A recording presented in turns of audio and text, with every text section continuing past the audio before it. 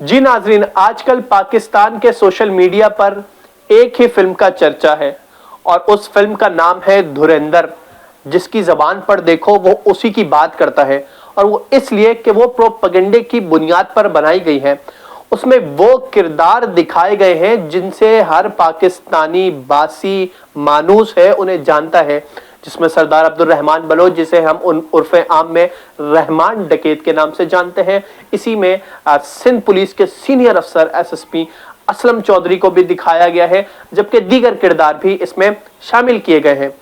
लेकिन जैसे ही film release हुई और इसके ट्रेलर भी रिलीज हुआ, फिल्म रिलीज हुई, तो सवालात उठना शुरू हो गए।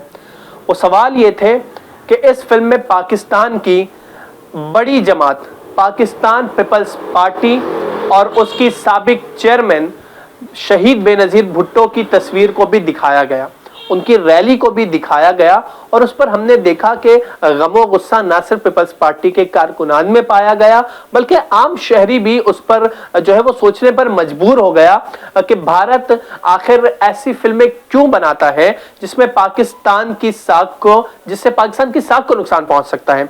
मिसाल के तौर पर जो रहमान डकैत है उसका लिंक पीपल्स पार्टी से दिखाया गया है, और इसी ट्रेलर को देखने के बाद पीपल्स पार्टी के एक कारकुन को इतना गुस्सा आया कि वो अदालत पहुंच गया है। किसके खिलाफ? फिल्म धुरंधर के खिलाफ मुकदमा इंदराज के लिए। कौन सी अदालत? कराची साउथ की डिस्ट्रिक्ट एंड सेशन कोर्ट में उसने दरखास्त भी दायर कर दी है। दरखास्त में मौक़िफ़ बड़ा दिलचस्प इख्तियार किया गया है।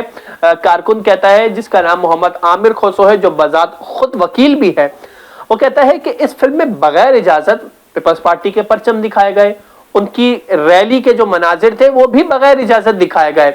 दरखास्त में मौक़िफ़ अपनाता है कि ऐसा करने से जो पार्टी की साख है और खासकर जो मुल्क की साख है उसको भी नुकसान पहुंच सकता है, क्योंकि दुनिया भर में ये रिलीज होती है, तमाम जो है वो लोग इसे देखते हैं, एक ऑडियंस होती है और एक गलत मैसेज जाता है। अच्छा, इस फिल्म में अब मुकदमा इंदराज है। मुकदमा किस किस के खिलाफ होना है?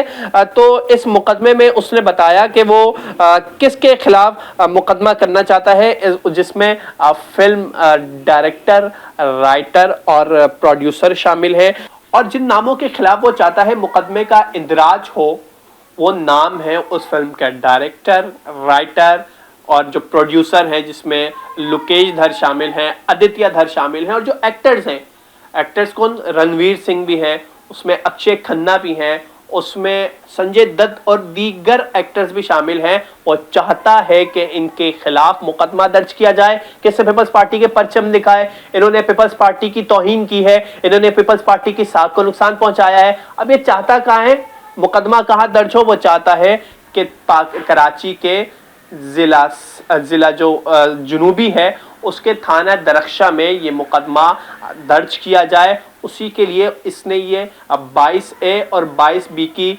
पटिशन लगाई है, जहां वो अदालत से ये सदा करता है कि जितने फरीकैन को उसने नामजद किया है उनके खिलाफ मुकदमे का इंदराज किया जाए, क्योंकि उससे उसकी दिल आज़ारी भी हुई है। वो जिस पार्टी का चाहने वाला है, जिस रहनुमा का चाहने वाला है, बेनजीर भुट्टो, उनकी तौहीन की है, जबकि उसका ये भी कहना है कि जो कराची है और ख़ासकर जो लियारी है उसे दहशतगर्दी के अड्डे के तौर पर दिखाया गया है, जिस पर उसे शदीद एतराज़ है कि आखिर भारत की एक प्रोपेगेंडे की बुनियाद पर बनने वाली फिल्म है, ऐसा क्यों दिखाया गया है। और इसलिए वो चाहता है कि इन तमाम मुल्ज़िमीन के खिलाफ मुकदमा का इंदराज हो, इन्हें अदालत में बुलाया जाए और उन्हें सजाएं सुनाई जाएं। कराची की अदालत उन्हें सजा सुनाई जाए।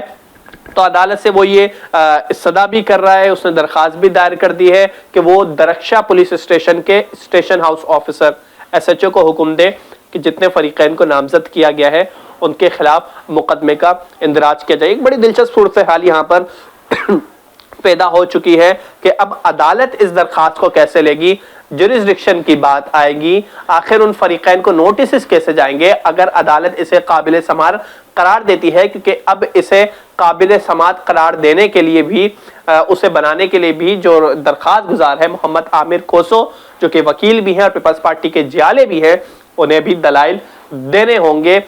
लेकिन देखना यह है कि वो किस तरीके से इस दरखास्त को आगे लेकर चलते हैं। जी।